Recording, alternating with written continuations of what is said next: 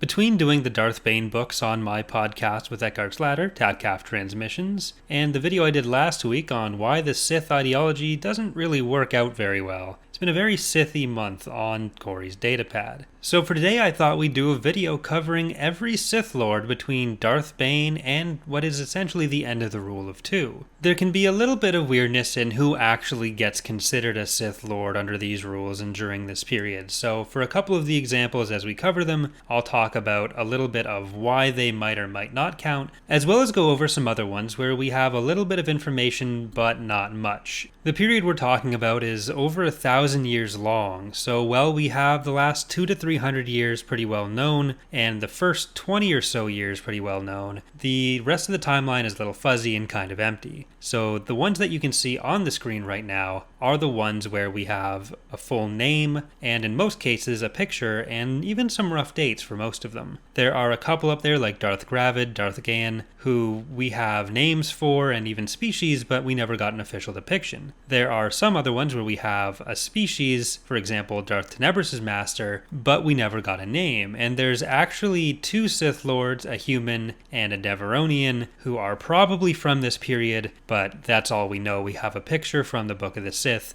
and nothing else on them, so I didn't include them in our timeline here. The way that I've laid out this graphic, you can see the main Sith Lords are along the left, so those are the ones that would have been the masters in the master-apprentice relationship, and then just to their right you can see the Sith who were their apprentices. This includes the ones that would later become masters, and I have them laid out chronologically. So for the top one, you can see Darth Zannah as Darth Bane's first apprentice, and then Darth Cognis after her. Then, since Cognis later becomes her own Sith Lord, and under Darth Zannah as well, you can see Cognis's progression through the Order of the Sith Lords. So first off, we do have Darth Bane. Bane was the one who originated the Rule of Two, where there would always be a master, an apprentice, and no one else. Now, most of the Sith Lords didn't actually follow this to the letter, which is how we get some of the weirdness, especially later on with the Sith apprentices. But Bane essentially believed that when the Sith were too numerous, they kind of diffused the power too much amongst all of them, and it should always be about one master to hold the power and the apprentice to crave it. Then when the apprentice was ready to take over the Order of the Sith Lords for themselves,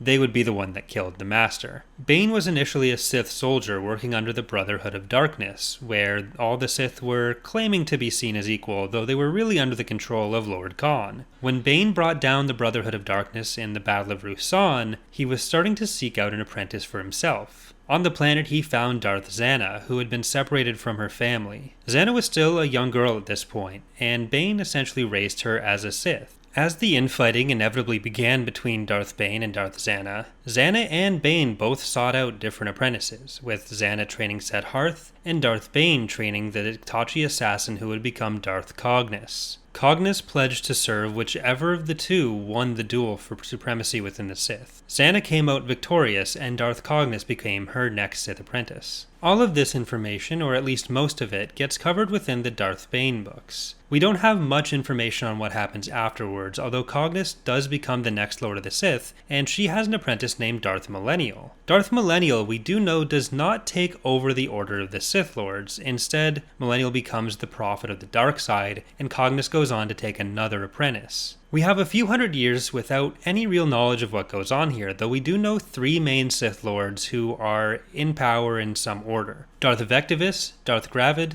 and Darth Jean. Based on information from the novel Darth Plagueis, we do know that Darth Jean was actually the apprentice of Darth Gravid, and that she was a Twi'lek with a prosthetic arm. The book also gives a rough date of about 500 years before the events of Plagueis, so that puts them between 600 and 500 years before the Battle of Yavin. The other Sith Lord, Darth Vectivus, we know existed several centuries before the Battle of Yavin, but that could place them either before or after Darth Jean and Darth Gravid. I've decided to put them below Jean and Gravid just because of context information from both Darth Plagueis and Legacy of the Force, although Wikipedia lists them before Darth Gravid, so I don't think that's based on anything. Everything I looked through didn't seem to give much extra information on it or anything that you could really get a solid basis for. But we do know that Vectivus did start as an apprentice for an existing Sith Lord and go on to be the leader of the Sith Order himself before taking another apprentice as well. So he was definitely in the main line of the Rule of Two.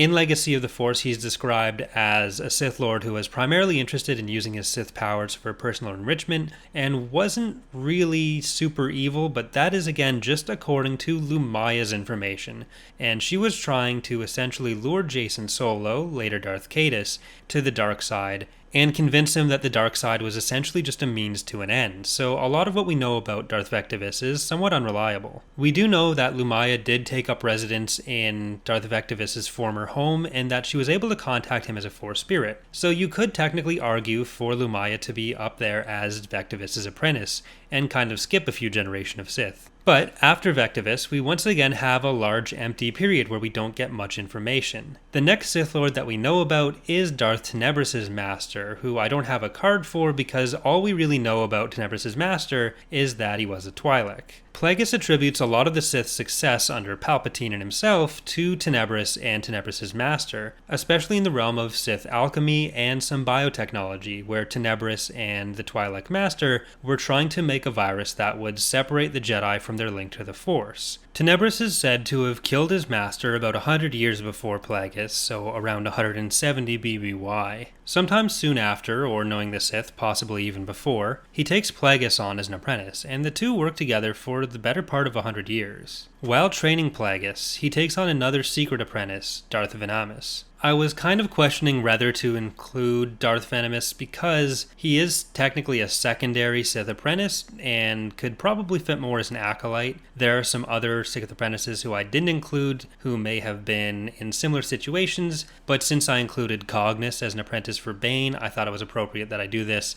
and as we'll get to later, I include Darth Maul, even though using similar criteria, Darth Maul wasn't really a legitimate Sith Lord. But he had the title of Darth, and he technically did survive past Darth Tenebrouse. He came after Darth Plagueis, about 20 years after Plagueis had killed Tenebrouse. So technically there were two concurrent Sith Lords that existed. Venamus did recognize that he was kind of the junior partner in this because he claims that by killing Plagueis he'd be legitimizing his title as Darth. He was of course unsuccessful, and Plagueis with his apprentice Darth Sidious went on to continue being the main pair under the rule of two. Plagueis only ever trained Darth Sidious directly, although Darth Maul was a Sith apprentice under Sidious while Plagueis was around. Plagueis did know of Darth Maul's existence, so it's also questionable how much Darth Maul was a Sith Lord. He had the title of Darth, so including Darth Venamus and Darth Maul I figured would make sense in the same way as Darth Cognus did earlier,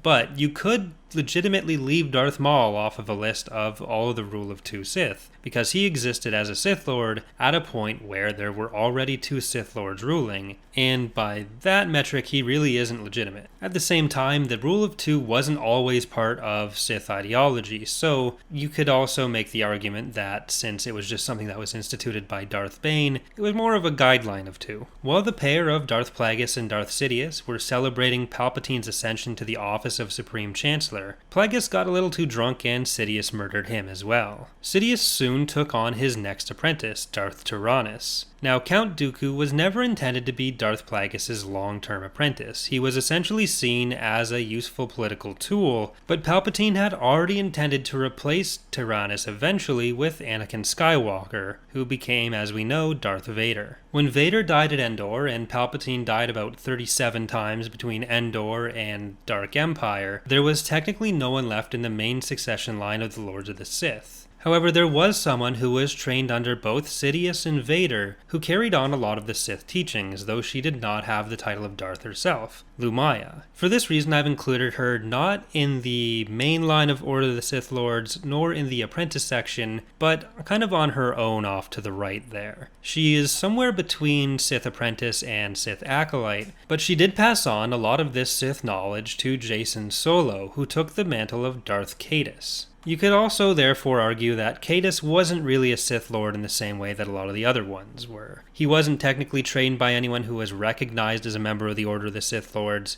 and he gave himself the title effectively. But he was still following in the footsteps of his grandfather Darth Vader and had been exposed to a lot of Jedi and Sith knowledge throughout his life. So while you could make a case for not including him at all, I've decided that for the purposes of being kind of complete with this, we'll include him and his apprentice Tahiri Vela. They They were only a Sith duo for about a year before Caedus was killed by his sister Jaina and Tahiri went back to the Jedi Order, but they made a pretty big mark on the galaxy. After Caedus, you get about 100 years where we don't know exactly what went on, but you come to a point where Darth Krayt was in charge of the Sith Order. Krayt's Sith, the One Sith, were technically concurrent with several of these other Sith groups, especially Darth Caedus, but also a bit of Darth Sidious's period in control. So we're back to a point where the Sith are fracturing and there's multiple Sith orders. Lost in the depths of space, there were also smaller groups like the True Sith. Either way, that's going to do it for our overview of this later period of the Sith Lords.